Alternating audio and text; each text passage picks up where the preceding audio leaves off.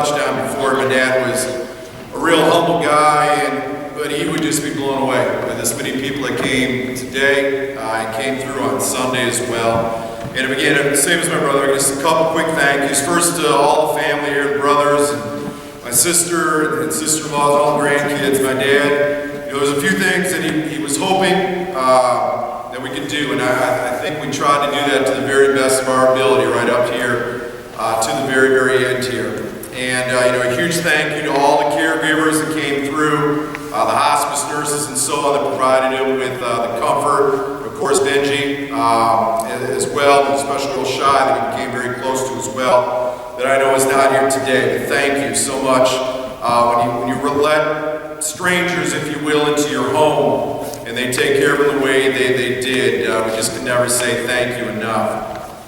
My mom passed away back in '07 after a battle with cancer, and you know, my dad was really lost at that point. I thought at the time we would probably lose him in about 6 months to a year, but then something changed. My dad came into contact with some of the most incredible people, and people that gave my dad a reason to get out of bed each morning, and that's when my dad started working at the hospital. And I don't know if there was anybody from the hospital. Would you please just put your hand up? And I thank you all, as my family does, you know, for being there for him.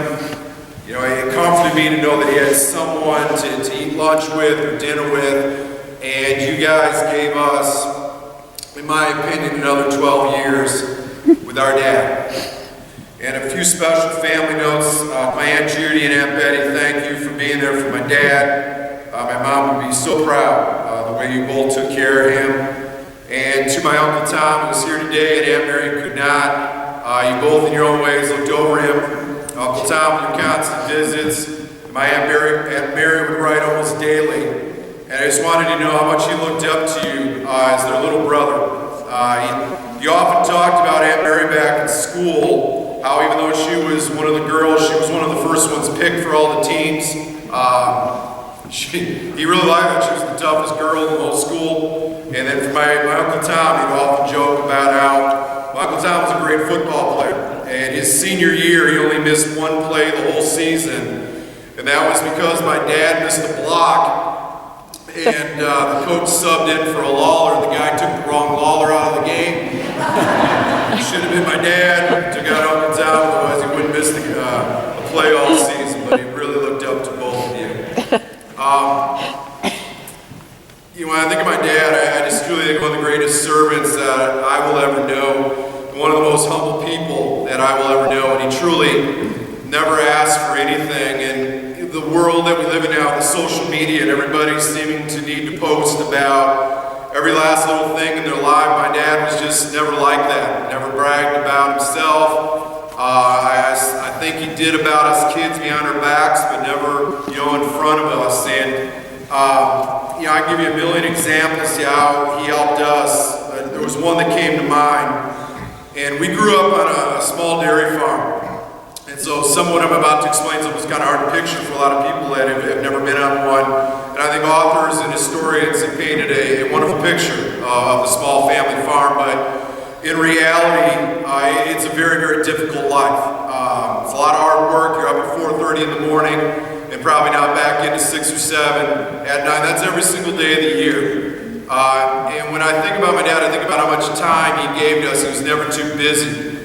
And one of the things that I know a lot of young people might not be able to stand is that on a dairy farm, you bale a lot of hay during the summer. And it's not a pleasant job. You know, you load these hay bales and the dirt kicks up in your face. And really what you look forward to is that at the end of each load, just that couple-minute break that you got. My mom or my Aunt Ann would bring out a thermos of cold water, iced tea, and maybe a couple cookies, and you get a little 3-minute break, and you're right back up in that wagon doing it again. My older brother Joe, he could throw baseball very hard, and my younger brothers are very, very talented, and even my sister, she had a legendary called shot down at my Uncle Tom's where she hit a ball so far she broke my cousin Steve and Dan's window upstairs, and you know, they all had skills. I did not. I hope, like so many kids at the time, it would be the next Ryan Sandberg or Bruce Sutter, but the problem was I was really bad. I couldn't really hit a ball, but I matched that without being able to catch and having a weak arm as well. So after loading up wagons, what my dad would do is he would bring a bucket of balls out in the field and he would pitch me some extra batting practice. And I'm sure the only thing he would rather have done is take a 3-minute break, catch his breath and have a drink of water. But that didn't stop my dad from doing what was right, and that was my dad. And if he could ever spend time on any of us, whether it was something with Lauren or 4-H projects or Joe hunting or my brothers and so on and our sports things, he always came second and we came first, but he was never annoyed or bothered by it. He just simply always made time for us. I watched him carry the same trait over much of these last 12 years, and I think he did some of his best living in these 12 years that were so difficult for him. He loved going to the hospital and serving others, and what others might find a job, I think he considered a great thrill. And I know he loved to get a patient from the room and wheel him to that front door to the car, and he would get about 20 minutes of small talk out of them in about 5 minutes and learn about their lives and try to comfort them. And he'd often fill me in at night with who he had saw. He would swear me to secrecy as he was afraid he was going to get fired, breaking HIPAA laws and so on. That was my dad. He delivered Meals on Wheels for a bit as well, and he would tell me how he would rework his route so that his last stop or two he could visit with someone that was alone, and someone that maybe their spouse had passed, so he could spend an extra bit of time just to talk with them and make their dad a little bit better. And on the flip side, and in full disclosure, maybe to give a full view of my dad, although he donated all that time at the hospital, my dad was truly the worst patient there was ever on this planet when it came to seeing a doctor. Rules did not apply to him, and oftentimes, once we were actually in the doctor's office, he was suddenly no longer sick.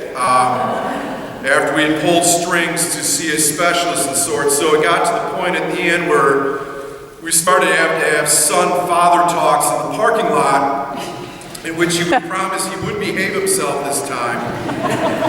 But I think the best story was the day after his colon surgery a few years ago. He started waning and he decided he would check himself out and walk to the car. And thank you again, Colleen, for catching him at the elevator and dragging him back into his room. And remembering again, the man had donated 6,000 hours to the hospital. He knew the rules, but they did not apply to him. We've talked in the family, so many times how we all miss talking to our dad. He was truly the best listener I've ever known. I would often feel silly after we talked and realize in a half-hour conversation I'd probably babbled for 25, almost 30 minutes, and he had said only maybe 5, but it was him giving follow-up questions, a bit of advice, and definitely helping all of us with whatever was troubling us. I think one of the things we can take from my dad is that he kept things very, very simple. He had tremendous faith, which has been spoken about here before. He loved his family first and foremost, and he just simply loved sitting with friends and family and having a good home-style meal. And somewhere along the line, laughter would break out. He obviously loved to laugh, he loved humor, and he loved to put a smile on people's faces. My dad had a lot of Irish in him, and part of that came out, of course. And for those of you that knew him, he had a clever remark for you, which oftentimes you didn't catch till hours later. And his humor came from people watching. He honestly could not tell a joke very well at all, but he could definitely do a great job when he watched people. And if my dad ever teased you, that honestly meant he liked you. And he thought very, very highly of you. And he never teased someone unless he knew you could handle it. But I think what he taught us is important as anything is he taught us it's okay to laugh at yourself. When we were little and we would fall or something like that, and once he realized we were okay, he would just burst out in laughter. And, we just kind of learned along the way, it's okay to fall down. And it's okay to make mistakes, and it's okay to laugh at yourselves. And I had a deep moment on Saturday night at our house. We were getting our kids ready for the Sunday visitation, and getting their clothes ready and showered up, and my son yells from the bathroom that he had somehow managed to shave one of his eyebrows off. That I wish I could call my dad because he would have the biggest laugh at that. But we are here today. God bless Magic Markers and so on. And making this thing work. But again, he just loved to laugh. Obviously, as has been said before, loved high school football, the Cubs, Green Bay Packers, and ironically, the last pro game he watched, this is the truth, from beginning to end, it was the Packers beating the Bears. And he wanted me to pass on to all the Bears fans in particular that he enjoyed it thoroughly, and Larry Winkleman in particular, let you know. You know, days are spent in the wintertime, free throw contest in the barn, as day turned to night. Your games simply moved inside. We spent many hours in the wintertime playing whatever we happened to be playing that day. We didn't watch a lot of TV. We certainly didn't have any video game systems, but instead nights were filled playing cards and so on. And it wasn't just about winning. I think it was more about competing. Our mom's dining room table was often turned into a ping pong table. But we were always talking, and he was teaching us, try your hardest.